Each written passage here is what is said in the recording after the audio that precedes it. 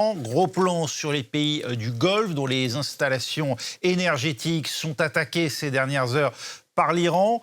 Des pays qui vont pourtant avoir de quoi se défendre. Washington a approuvé la vente d'armes pour plus de 16 milliards de dollars aux Émirats arabes unis et au Koweït, deux pays particulièrement touchés par ces ripostes iraniennes. On en parle dans les clés de l'info avec Cécile Galuccio.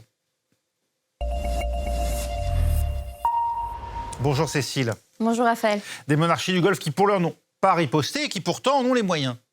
Oui, d'abord, il faut savoir que les monarchies du Golfe, à savoir les Émirats arabes unis, l'Arabie saoudite, le Qatar, le Koweït, Oman et Bahreïn, font partie du Conseil de coopération du Golfe. Il a été créé en 1981 à l'initiative de l'Arabie saoudite, en pleine guerre entre l'Irak et l'Iran, et aussi et surtout 2 ans après le triomphe de la République islamique. À cette époque, les monarchies passent un arrangement avec Washington.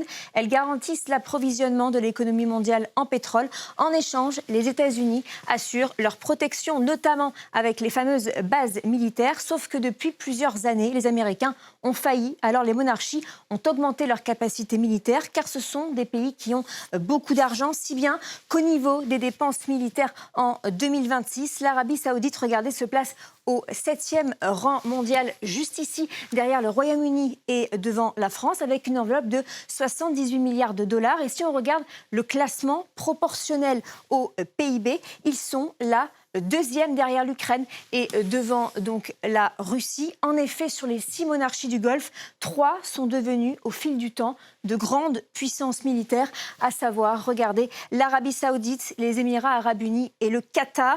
L'armée des Émirats arabes unis est même surnommée Little Sparta, en référence à son efficacité malgré sa taille. 65 000 militaires, 400 chars de combat, dont 350 chars Leclerc.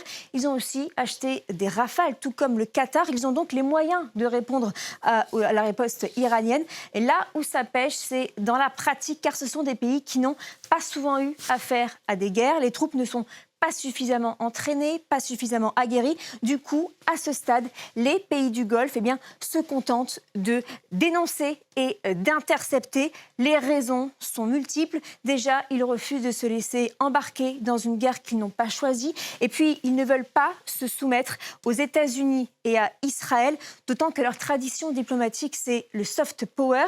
Ils redoutent aussi les coûts d'une escalade militaire. Et puis, il y a aussi les raisons économiques. Ces États misent depuis plusieurs années sur le tourisme et leur réputation de pays sûr où il fait bon vivre, un endroit pour entreprendre en toute sécurité. Cela compromettrait aussi leur projet d'avenir, à savoir la Coupe du Monde en 2034 en Arabie saoudite ou encore l'exposition universelle à Riyad en 2030.